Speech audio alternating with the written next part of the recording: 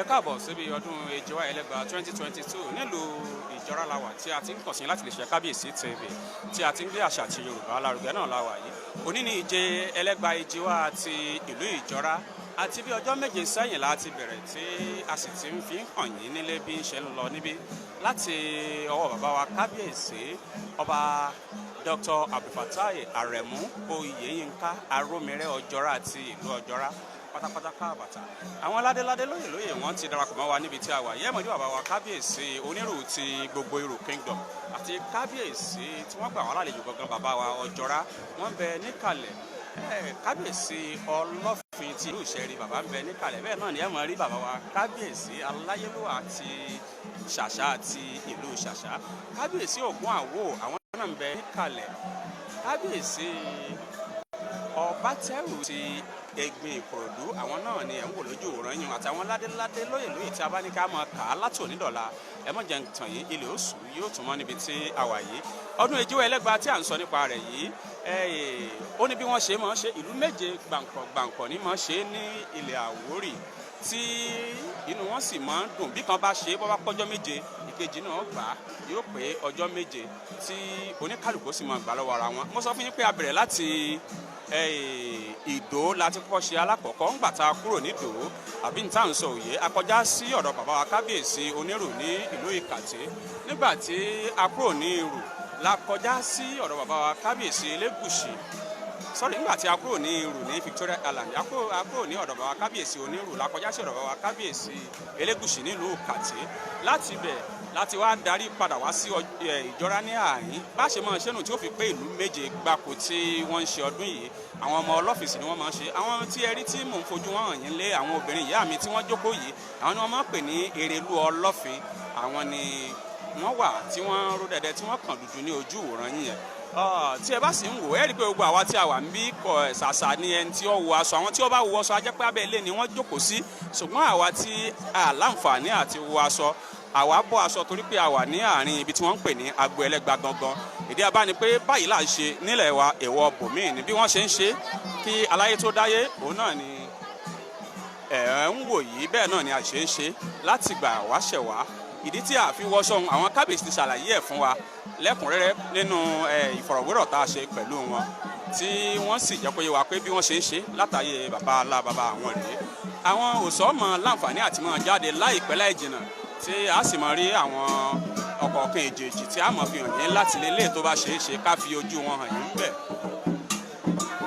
àwọn onílù tí wọ́n máa kọrin fún àwọn òṣàjò táwọn ayé sì máa gbàlùjó náà àwọn náà ni ẹ̀ ń wò tí wọ́n ń jó yìí. Olúwo gbogbo ọ̀pẹ́ olúwa gbogbo Ìjọra òun lẹ̀ ń wò ní ojú ìwòran yìí.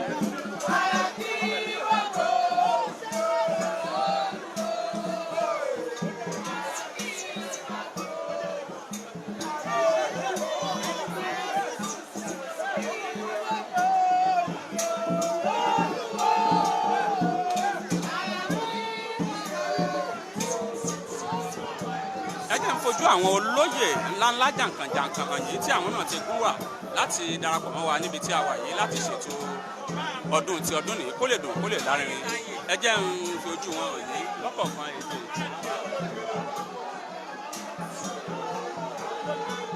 àwọn bàbá wa ni ẹ̀ ń wò lójú òòrùn yìí tí oníkálùkù jókòó tí wọ́n sì gún wà sórí àga ọlá ìdí abá ni pé ọdún yìí yóò dùn yóò lárinrin jù bẹ́ẹ̀ lọ lónìí tó jẹ́ ìje ní Ìjọra níbi tí a ti ń ṣọdún EJIWA ELEGBA 2022 láìpẹ́ láì jìnnà kò sọ jáde ó sábà jáde lálẹ́ ó lò alárè ọ̀ jẹ̀gbá ní nǹkan ó sì gbé nǹkan nàbí tí à ń sọ òye yín. àwọn ládéládé lóyè wọ́n ti darapọ̀ mọ́ ibi tá a wà yìí ó a sì tún retí wọn tí gbogbo ó fi máa dùn tí ó fi wọnú àwọn à ń retí àwọn ọba jàǹkàn ńlẹ̀ Yorùbá tí wọ́n ó tún darapọ̀ mọ́ wa láìpẹ́ àwọn tí wọ́n ti darapọ̀ wa ni mo ti fi hàn yín lójú òòrùn yín lẹ́ẹ̀kan ẹ máa bá wa kalẹ̀ iléeṣẹ́ Kabiyesitv láti ń kàn sí yín ní àsìkò yìí tí a ti ń gbé àṣà àti ṣe Yorùbá la. tí ẹ bá ń gbọ́ fún ìgbà àkọ́kọ́ ìlú Ìjọra la wà níbi tí a ti ń sọdún EJIWA ELEGBA 2022 níbi tí wọ́n ń pè ní agbo ẹlẹ́gba la wà yìí nílùú Ìjọra tá a bá ń sọ̀rọ̀ nípa ọdún EJIWA ELEGBA ìlú méje ọ̀tọ̀ọ̀tọ̀ tí wọ́n jẹ́ ọmọ ọlọ́fin ni wọ́n máa ń ṣe ọdún EJIWA ELEGBA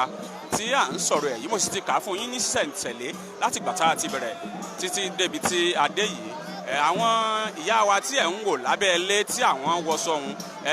ń tó fún wọn láǹfààní àti wọṣọ ni pé abẹ́ ilé ni wọ́n jókòó sí, wọn ò sí níbi tí àwọn oníròyìn tá a wà yá àtàwọn tí wọ́n wọṣọ wà yìí tí wọ́n bá ti lè bọ́ síbi tá a wà yìí àwọn náà ó rọ aṣọ mọ́ àyà ni. èmi tí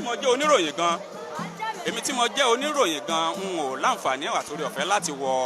aṣọ, kì í sì ṣe èmi nìkan àti gbogbo àwọn ẹlẹgbẹ́ mi tó kù náà ni a lè wọṣọ fún ìdí kan àbí méjì torí pé báyìí là ń ṣe nílé wa èèwọ̀ bòmíì ni àbí tí à ń sọ òye. ẹ kú kàlẹ̀ níbikíbi tí ẹ bá ti ń wò wá o, ẹ máa bá wa kálọ.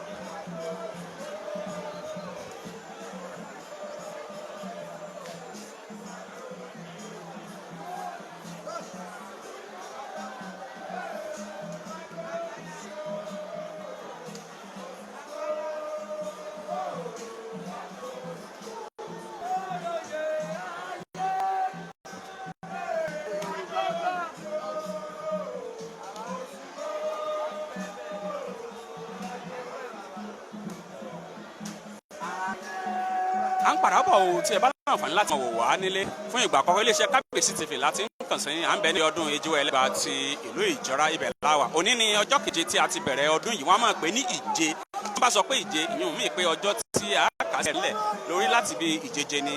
a ti bẹ̀rẹ̀ ọdún EJIWA ELEGBA tí à ń sọ yìí. orí mọ́tajú kan mo rí kábíyèsí aláyélúwà bàbá wa oníkàtí ọ̀fìn kàtí sùúrù lérè, àwọn náà ti darapọ̀ mọ́ wa níbi tí a wà yìí o. àwọn ládéládé ìlú yìí mo ti ka gbogbo wọn fún yín lẹ́ẹ̀kan bí wọ́n ṣe darapọ̀ mọ́ wa sí. kò ní bàjẹ́ fún yín, kò ní bàjẹ́ fún yín o. aṣọ ọdún ní àṣẹ mi inú owó nu ọmọ náà ẹ̀kú baálé ọ̀rọ̀ ẹ̀kú kalẹ̀.